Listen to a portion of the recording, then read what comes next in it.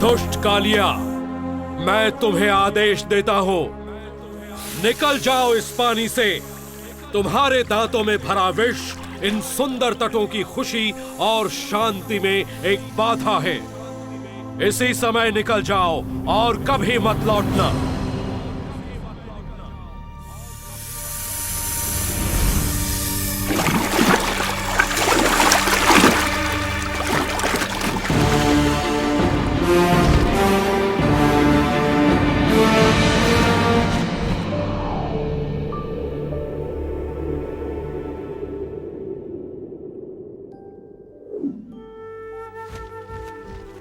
वृंदावन। 5000 साल पूर्व एक अद्भुत बालक ने अपना बचपन इसी पावन धरती पर बिताया और अपनी अनोखी बाल लीलाओं से वृंदावन वासियों के दिलों पर राज किया।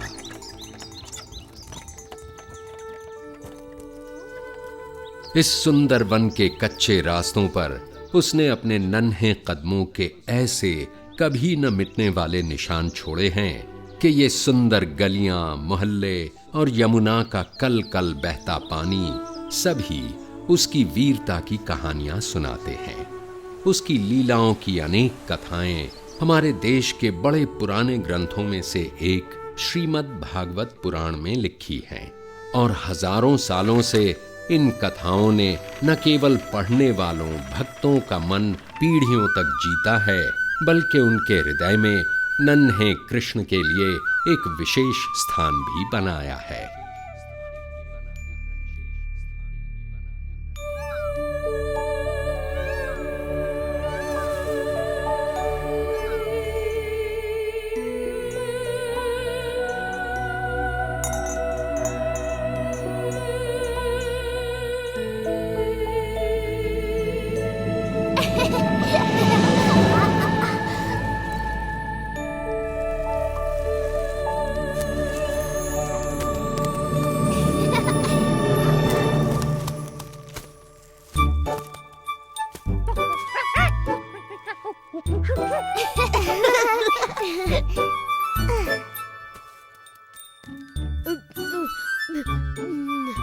बहुत स्वादिष्ट है।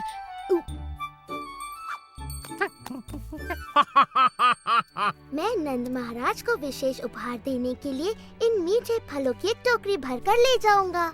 ये तो बहुत भली सोची सुबला।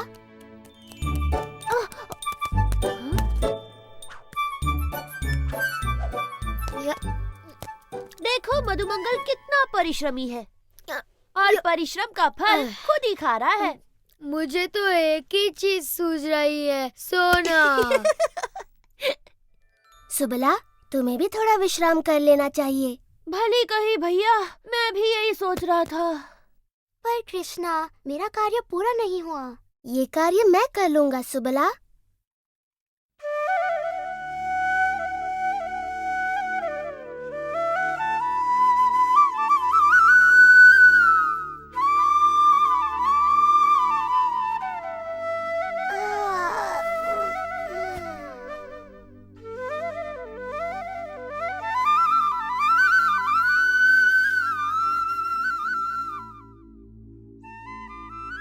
सुनो तो कृष्ण कितनी मधुर बांसुरी बजा रहा है। मेरा तो नाचने का मन करता है।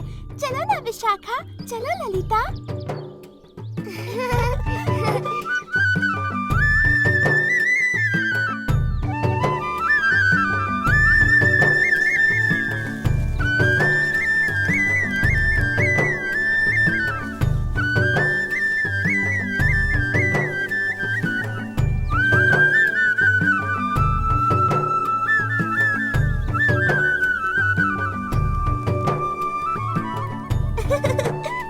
जल्दी चलो, देखते हैं कृष्ण क्या कर रहा है। राधा, चलकर माँ यशोदा को बताते हैं कि कृष्ण क्या कर रहा है। चलो जल्दी चलो।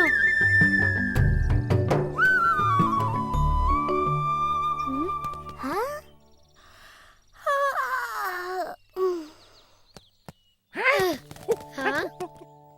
वाह, इतने सारे फल। ये तो सच में कमाल हो गया। अब मैं सबको फलों का उपहार दे सकता हूँ। हाँ, पर ये काम किसने किया होगा?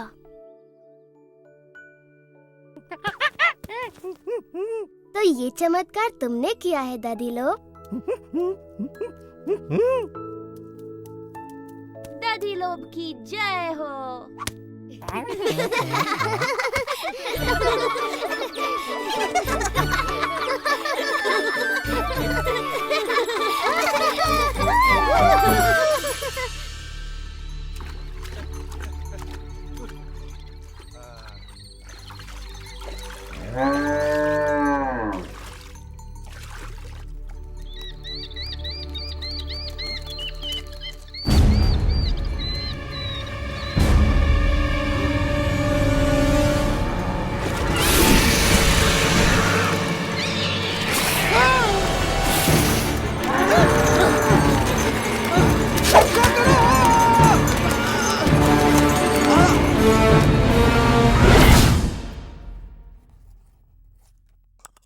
इस सप्ताह के अंत तक वर्षा का आगमन हो जाएगा।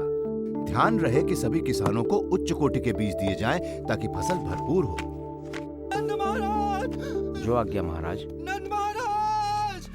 रक्षा करो! सुकांत, क्या बात हो गई? नंद महाराज, वो बहुत भयानक था। यमुना से एक विशाल सर्प निकला है। उसके बहुत से फन है और वो बहुत विष उगल रहा है। महाराज, मेरी गाय मर जाएगी।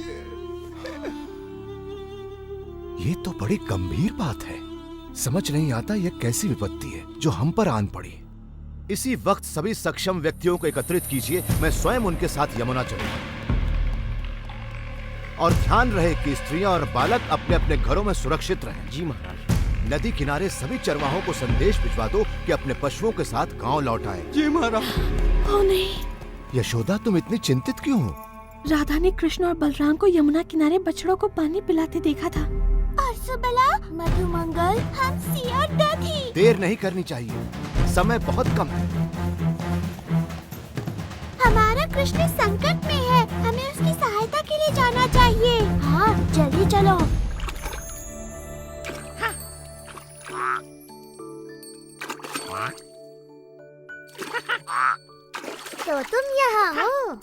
चलो हमसी, हम तुम्हारी कब से प्रतीक्षा कर रहे हैं। हमसी, रुक जाओ हमसी, तुम्हें तैरना नहीं आता।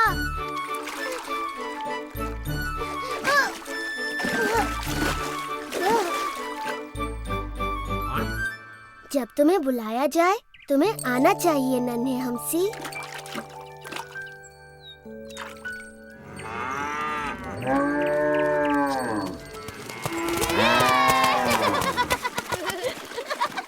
चलो चलते तैरते हैं।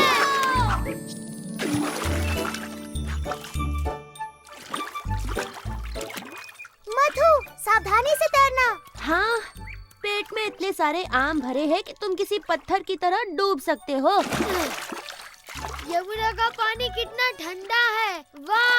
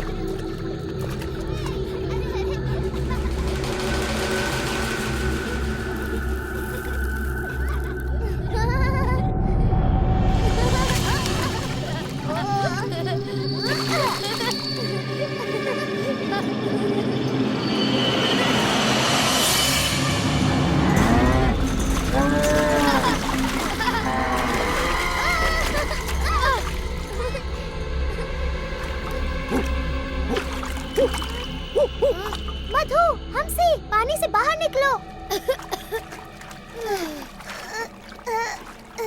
कृष्णा, बलराम, हमारी सहायता करो। सुबला,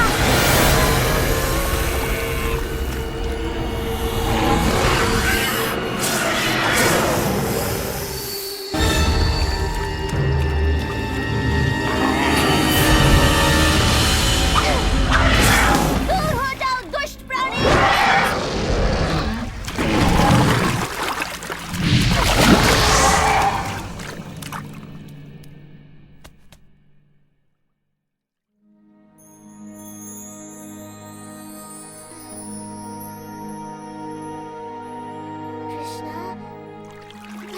कृष्णा, तुम्हारे पीछे देखो।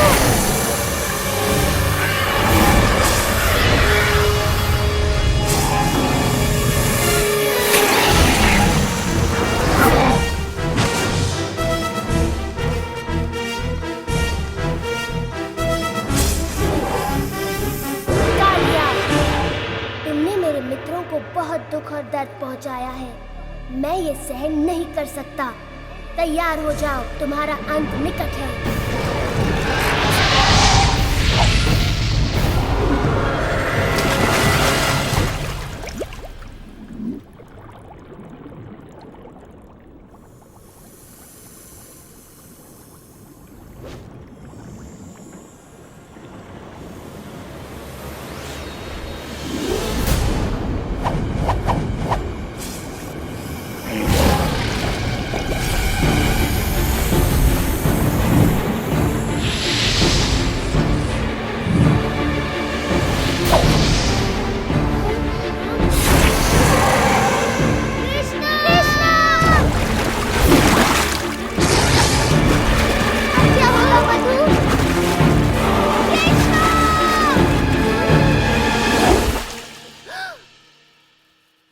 शीघ्रता करो, न जाने बच्चे कहाँ होंगे।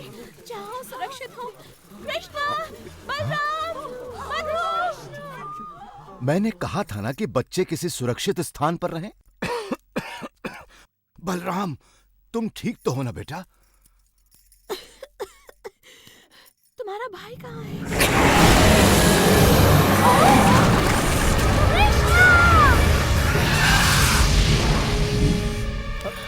यशोदा, इन्हें क्या हुआ? क्या कर रहा है? ये क्या कर रहा है? यशोदा को क्या हुआ? हमें उसे बचाना ही होगा। नहीं, पानी में मत जाइए बाबा, वहाँ खतरा है। कृष्णा।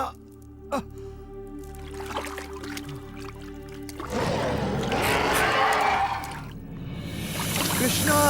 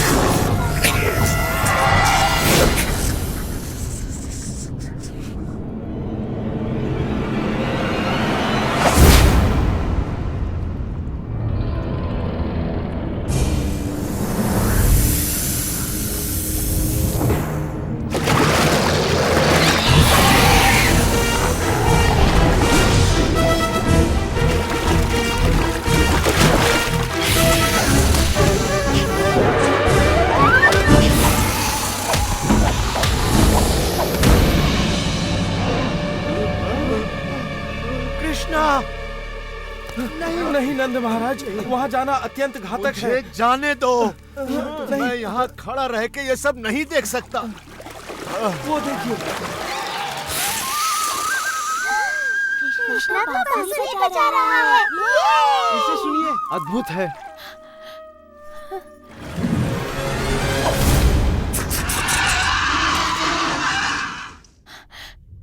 कृष्णा, कृष्णं वन्दे जगद्गुरुं वन्दे कृष्णम्।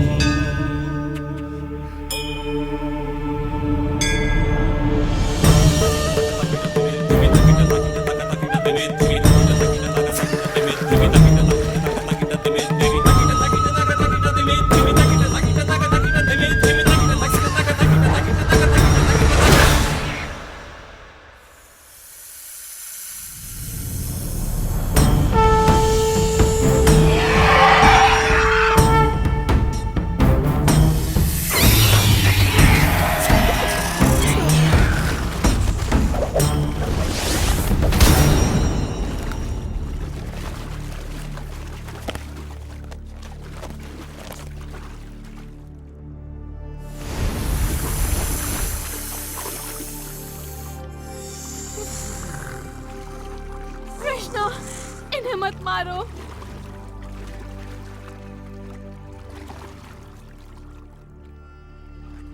कृष्णा, हमारे पति पर दया करो कृष्णा। वो तन और मन दोनों से हार चुके हैं। कृष्णा, तुमने उनका सारा विष निकाल दिया है। अब वो किसी को हानि नहीं पहुंचा सकते। क्या ये सच है कालिया? मैं आपसे क्षमा मांगता हूँ कृष्ण। मेरा विष मेरे सिर पर चढ़ गया था। अब मैं सब कुछ स्पष्ट देख सकता हूँ। मुझे मेरे क्रोध और घृणा ने अंधा कर दिया था। आपने मेरी आंखें खोल दी। ठीक है, मैं तुम्हें क्षमा करता हूँ कालिया, किंतु वचन दो कि तुम सागर में चले जाओगे और दोबारा कभी वृंदावन नहीं लौटोगे। किंतु कृष्णा, विष के बिना तो ये असहाय है। ये संकट में हमारी रक्षा कैसे करेंगे? कृष्णा, हमें अपने और इनके जीवन की चिंता हो रही है। इन्होंने शक्तिशाली गरुड़ का क्रोध भड़का दिया है। गरुड़ इसे कोई हानि नहीं पहुंचाएंगे जब वो इसके सिर पर मेरे पद चिन्ह देखेंगे।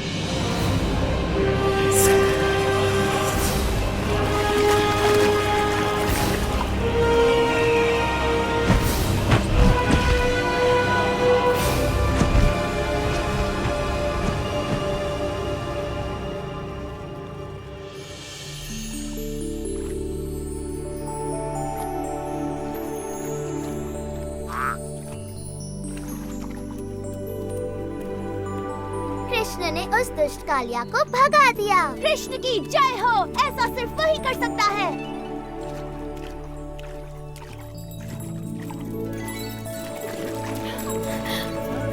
ओह, कृष्णा, कृष्णा, तुम वहाँ क्यों गए थे? मैं आ गया हूँ माँ। मैं बस तैरने चला गया था। तुम बहुत ही अद्भुत हो मेरे लाल, लेकिन मुझे तुम्हें समझने की कोई आवश्यकता नहीं। तुम तो बस मेरे प्यारे कृष्ण हो।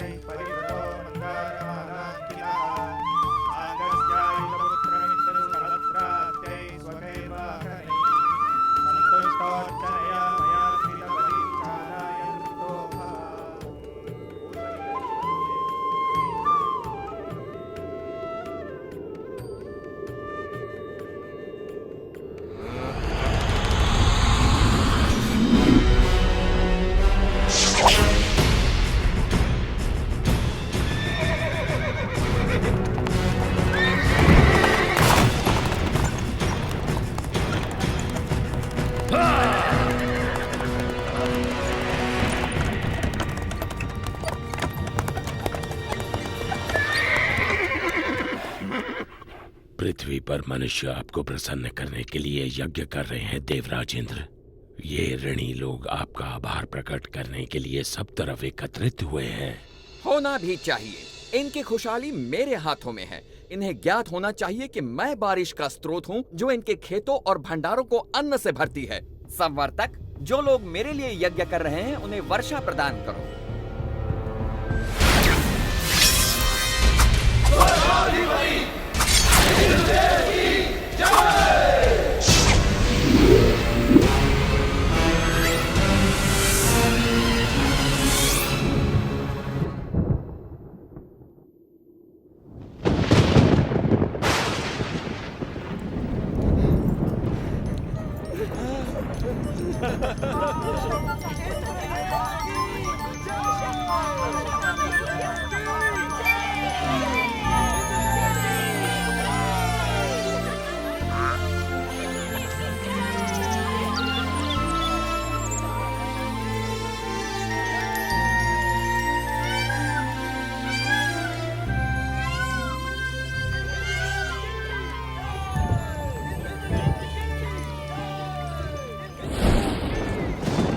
पृथ्वी से आ रहे इस कोलाहल को सुनिए देवराज इंद्र। आप सचमुच सबसे शक्तिशाली हैं। स्वर्ग का देवता हूँ, इंद्र जो हूँ मैं। इंद्र, तुम अपनी मर्यादा भूल रहे हो। तुम केवल अपने कर्तव्य का पालन कर रहे हो। भगवान विष्णु का आदेश पूरा कर रहे हो। मैं जो चाहूँ करूँगा। मैं किसी का आदेश नहीं मानता। इंद्र, मैं तुम्हारा शिक्षक हूँ। तुम्हें अपने यश और कीर्ति का अभिमान हो गया है। मैं तुम्हें सलाह देता हूँ कि सुधर जाओ, अन्यथा तुम्हारा ये घमंड तुम्हें नष्ट कर देगा।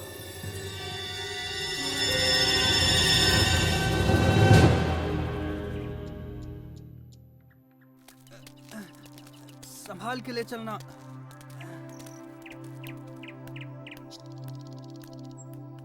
बाबा, आप इंद्र के लिए यज्ञ क्यों कर रहे हैं? हमें इंद्र को प्रसन्न करने के लिए हर साल ये यज्ञ करना ही पड़ता है ताकि वो हमें बारिश दें। वैसे ही जैसे हर वर्ष हमें महाराज कंस को कर चुकाना पड़ता है। अरे नहीं बच्चों, इंद्र देव बुरे नहीं हैं। वो तो बारिश के देवता हैं।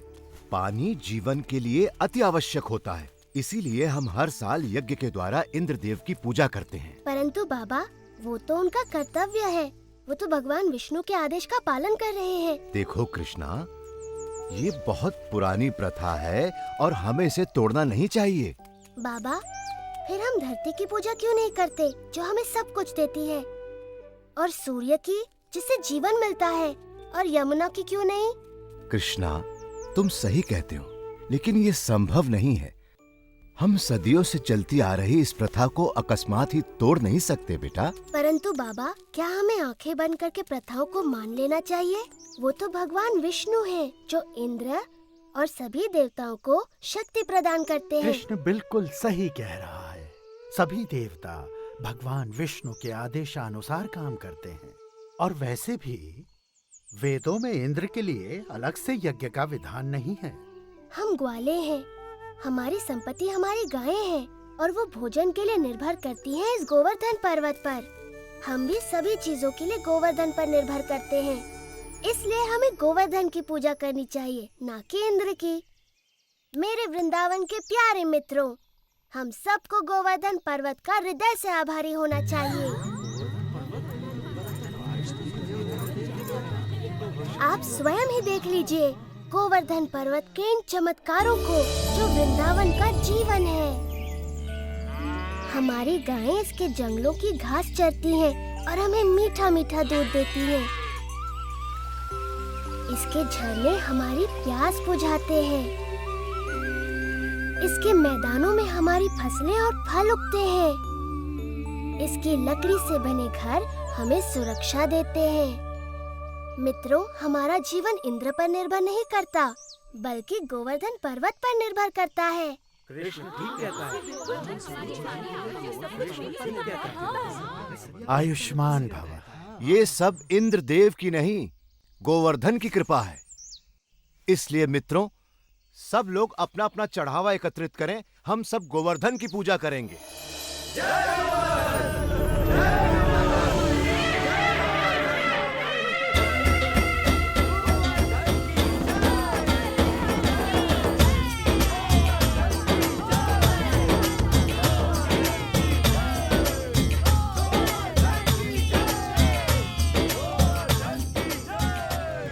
गोवर्धन हूँ। मैं तुम्हारी प्रार्थना से बहुत प्रसन्न हूँ। अगर तुम सभी अपने पशुओं के साथ मेरी परिक्रमा करोगे तो मैं बहुत प्रसन्न होऊंगा।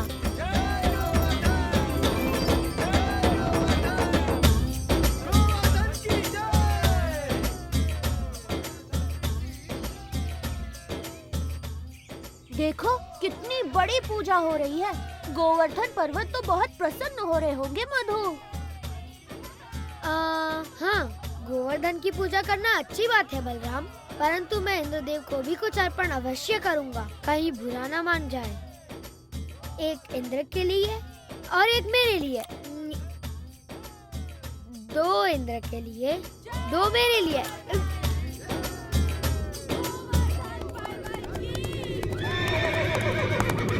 देखिए तो, वृंदावन वासी गोवर्धन पर्वत की पूजा कर रहे हैं। ये तो बड़े अचरज की बात है। उनकी ये हिम्मत! मुझे तुरंत इंद्र को सूचित करना होगा।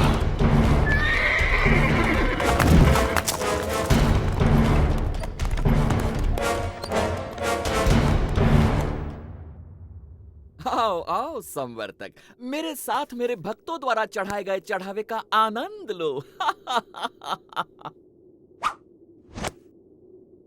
क्षमा चाहता हूँ देवराजेंद्र, परंतु ये समाचार आपको विचलित कर सकता है।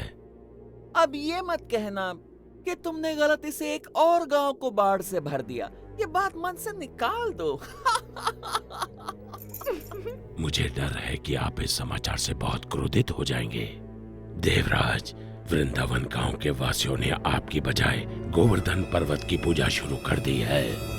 क्या? गोवर्धन पर्वत की? उन्होंने मेरी पूजा ना करके मिट्टी के ढेर की पूजा की। वो ऐसा कैसे कर सकते हैं संवर्तक, वो भी मुझसे बारिश का उपहार पाने के बाद? ऐसा सुना है कि वो एक नादान लड़के के बहकावे में आ गए हैं। उपहास मत करो संवर्तक। क्षमा चाहता हूँ देवराज, लेकिन यही सच है। नंद के पुत्र कृष्ण ने अपनी चमत्कारी शक्तियों का प्रयोग करके वृंदावन के वासियों को बहका लिया है। अच्छा, उन्होंने मेरा आदेश मानने के बजाय एक नादान की बातों को माना।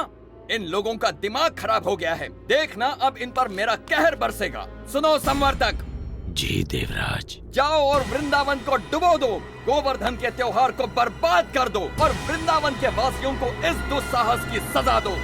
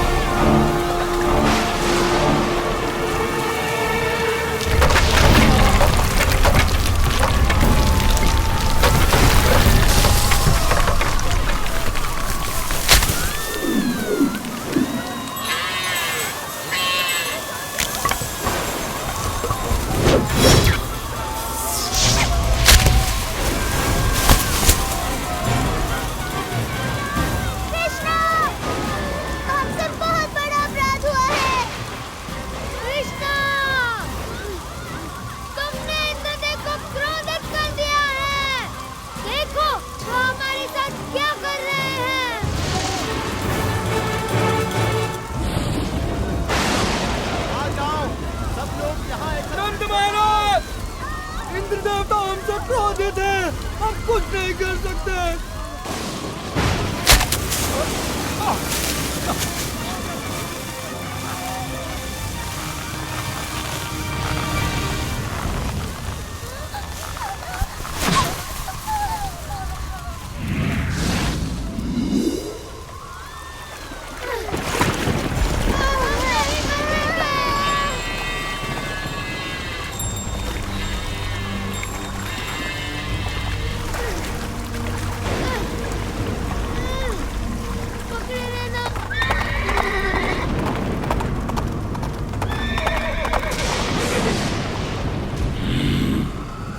वृंदावन के लोग अब जल्द ही उस लड़के की बात सुनने पर पछताएंगे।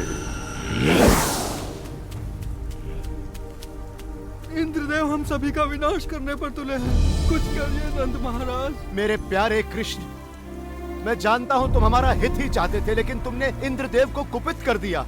हमें इसी समय उनसे क्षमा मांगनी चाहिए। परंतु बाबा इंद्र। रुको बलराम, बाबा ठीक कहते हैं। ये सब मेरी सलाह के कारण कष्ट भोग रहे हैं। अभी भी देर नहीं हुई, हम इंद्र से क्षमा याचना कर सकते हैं।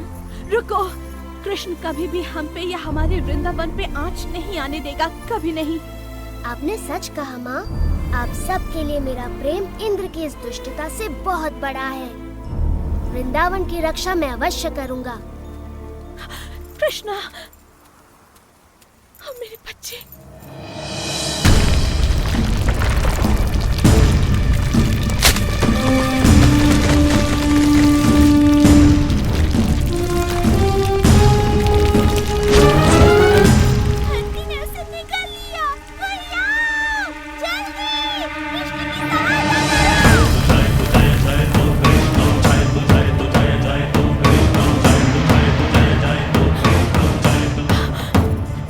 कृष्ण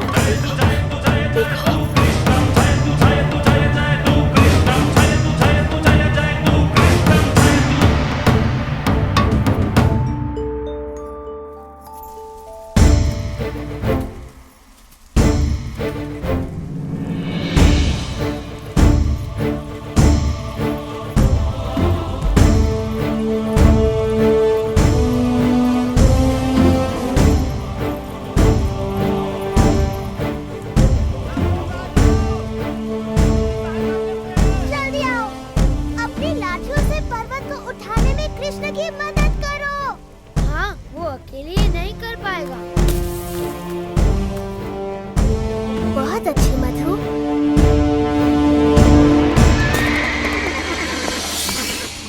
इतने तूफान के बाद भी ये असंभव है।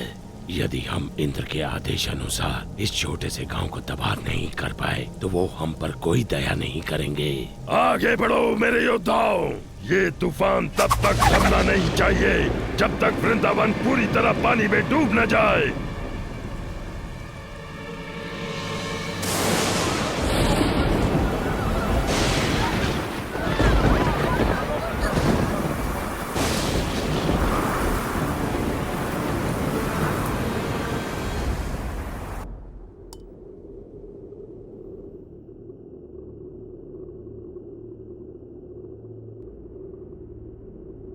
देवराज, आओ संवर्तक, बहुत थके हुए लग रहे हो। बैठ जाओ और सब विस्तार पूर्वक सुनाओ। बताओ, क्या तुम्हारे तूफान के बाद भी वृंदावन का कोई चिन्ह बचा है? देवराज, आपके योद्धाओं ने पिछले 6 दिन और 6 रातों से तूफान मचा रखा है, जिसमें आग की तरह बिजली कड़क रही है और घनघोर वर्षा हो रही है। मनुष्य ने इससे पहले ऐसा दृश्य कभी नहीं देखा। अच्छा है, बहुत अच्छा है। अब तक तो वृंदावन पूरी तरह डूब चुका होगा। काश मैं ऐसा कह पाता देवराज इंद्र, लेकिन सच ये है कि हमारे तूफान भी कृष्ण के सामने नहीं टिक पाए। मेरे तूफानी योद्धा एक बच्चे से परास्त हो गए। उसने गोवर्धन पर्वत को अपने सिर पर उठा रखा है और वो वृंदावन वासियों और उनके पशुओं की रक्षा कर रहा है। हम परास्त हो गए। लगता है तुम्हारी आंखों को धोखा हुआ है संवर्तक। 6 दिनों से कड़क रही बिजली ने तुम्हें अंधा कर दिया है। मेरे वाहन ऐरावत को बुलाया जाए। मैं स्वयं वृंदावन जाकर इस चमत्कार को देखना चाहूंगा।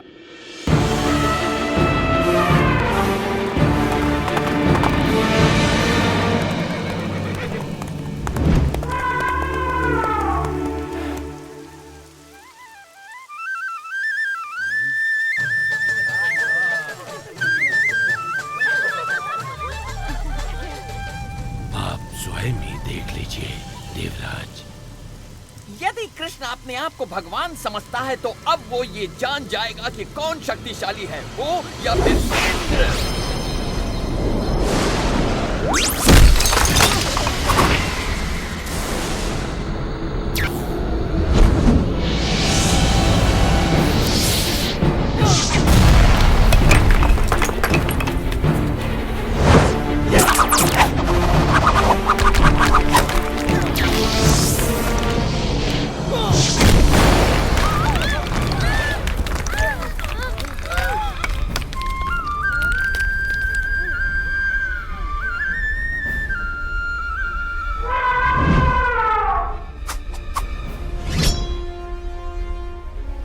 इंद्र के क्रोध से बच नहीं सकते। कृष्ण की बात मानने का दंड भुगतना होगा।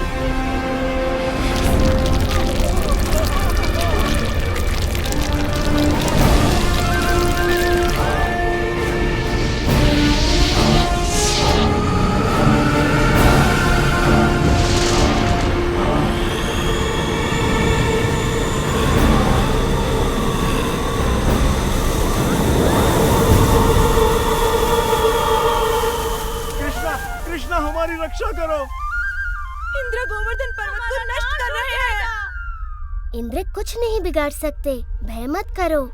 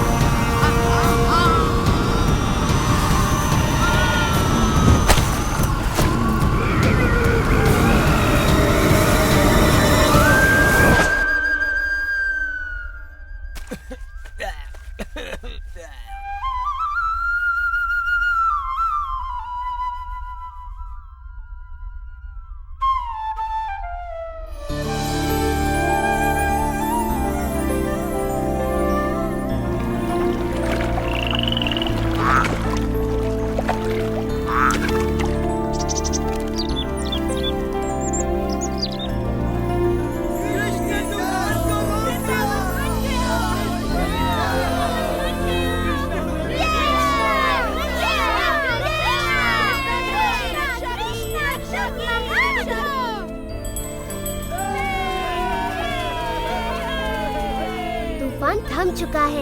आप गाँव वासियों के साथ खुशी मनाने क्यों नहीं जाते?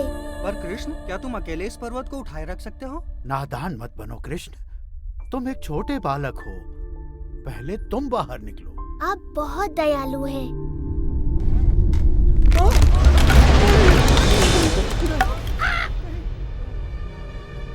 आप सचमुच चाहते हैं मैं पहले चला जाऊं? नहीं, रुको! मुझे छोड़कर मत जाओ!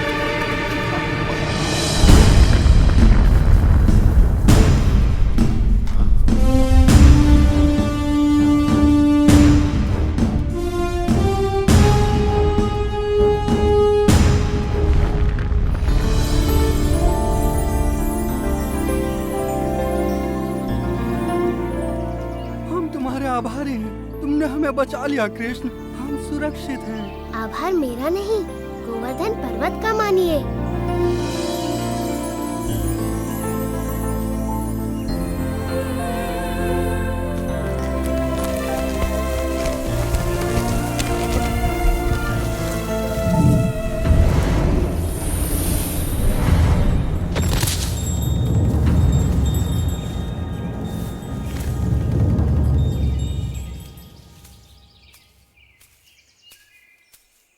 देवराज इंद्र, मैंने देखा आप मुझसे कितना स्नेह करते हैं। अन्यथा मेरे प्रतिकार के बाद भी आप मुझसे मिलने यहाँ क्यों आते? कृष्ण, प्रतिकार तो मैंने किया है आपका। मैंने बहुत बड़ी मूर्खता की। भूल गया था कि मुझे शक्तियाँ आप ही से प्राप्त होती हैं। मैं सदैव आपका सेवक रहूंगा। मैं आपसे क्षमा मांगता हूँ। देवराज, आपको अपनी शक्ति का बहुत अभिमान हो गया था और ऐसा मैंने इसलिए किया ताकि आपका अभिमान तोड़ सकूं।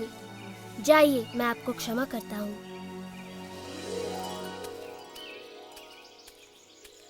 हाँ, इतना असाधारण बालक हमारे साथ यहाँ वृंदावन में रहने आया है।